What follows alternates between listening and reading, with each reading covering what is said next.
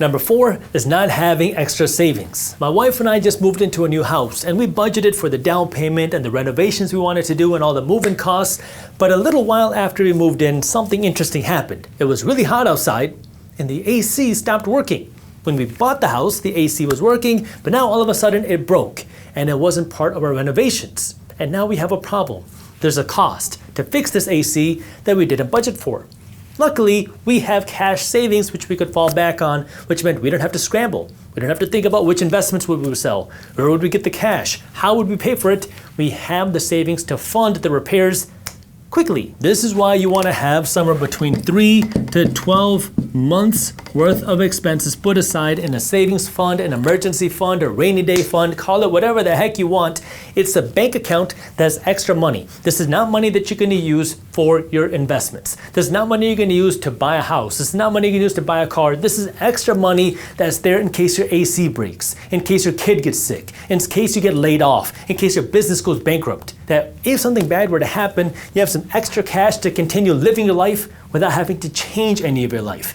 Now, the reason why I say 3 to 12 months worth of expenses is a big range is because you're going to be in a different season of your life than I am.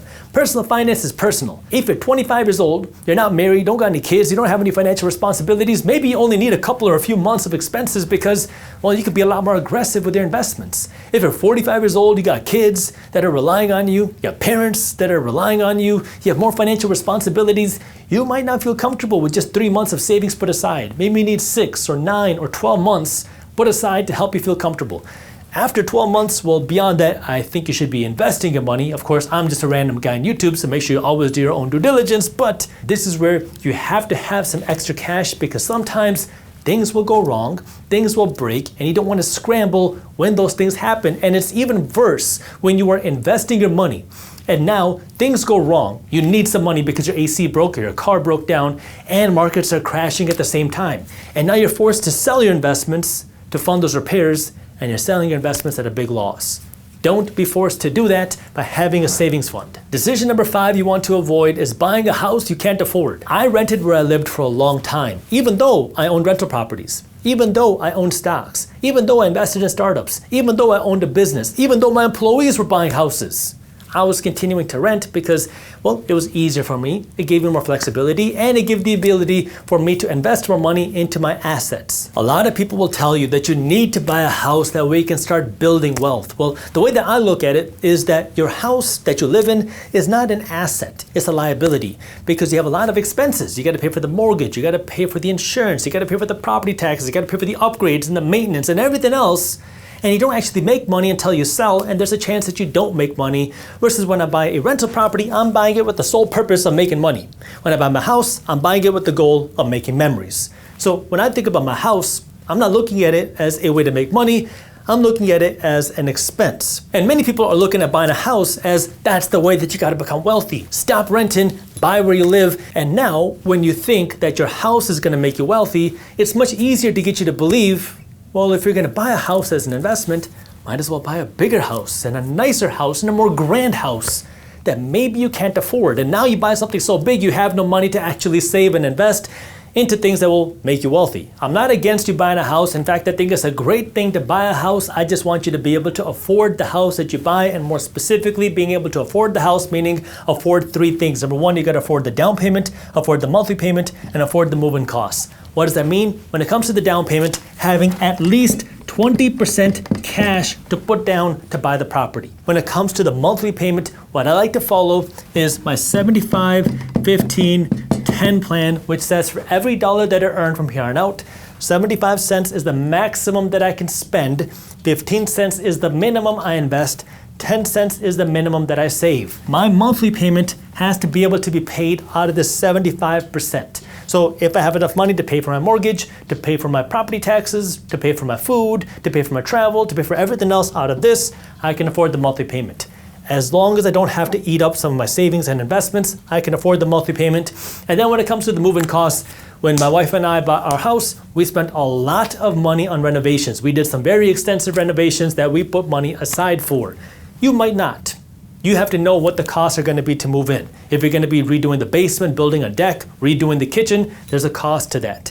If you're gonna be hiring movers, there's a cost to that. If you're buying new furniture, there's a cost to that. You have to know what the costs are gonna be and make sure you have the money for that, because if you don't, you're gonna be slapped with very expensive fees as soon as you bought your very expensive house. Number 6 is trying to look rich. There's a very popular meme of Jay-Z that I'll share on the screen here, comparing him when he was worth $100,000 versus when he was worth $1 billion. And what you'll see is when he's worth that $100,000, he's decked out in jewelry, so he looks like he's super rich and he's made it. When he's worth $1 billion, now he's just wearing his sweater and a black t-shirt, very casual. Because when you're trying to look rich, you make it loud, you make it flashy, so people think that you're rich, but when you actually become rich and you become wealthy, you have nobody to prove it to.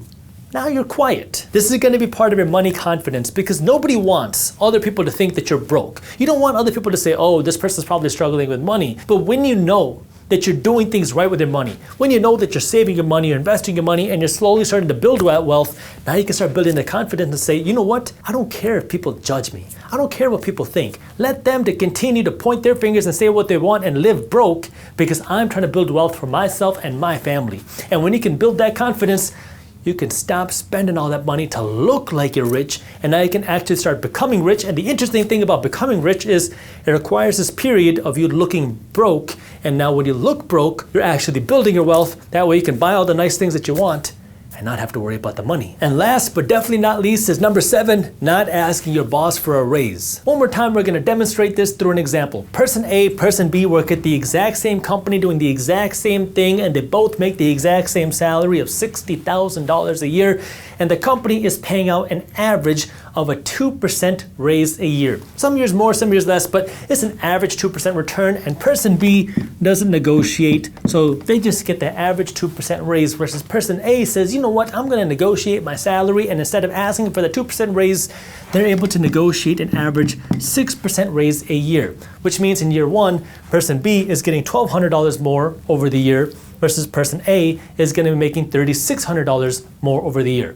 It's a difference of $2,400 a year or $200 a month. So really not anything crazy, but it adds up and compounds over time. 10 years later, person B, after getting this 2% growth a year, is going to be making $73,000 a year, which is, yes, more than this, but person A is now going to be making $107,000 a year.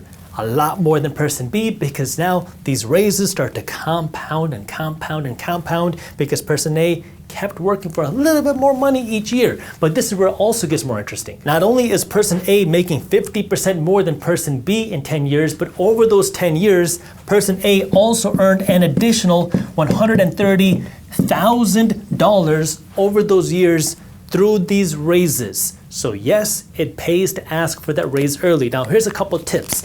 When you go and ask for that raise, if you just say, hey boss, give me more money, there's a good chance they're gonna say no. You have to demonstrate your value. If you're asking for more money, show how you're gonna make more money for the company. The best way to earn more money is to make more money for your company. So if you're gonna ask for more money, show what you're gonna do more, how you're gonna do it more, and how this is gonna drive more money for the company. And if you can show that, well, it becomes a no-brainer, because if you're making more money for your boss, they're gonna wanna make more money for you too. If you enjoyed this clip and you wanna continue your financial education journey, I have another video that I think you'll love. All you gotta do is click that button right over there. And for those of you who wanna stay up to date on the top finance and business news, you can join Market Briefs, my free financial newsletter, by clicking that button below. Thank you for watching, and I'll see you in the next one.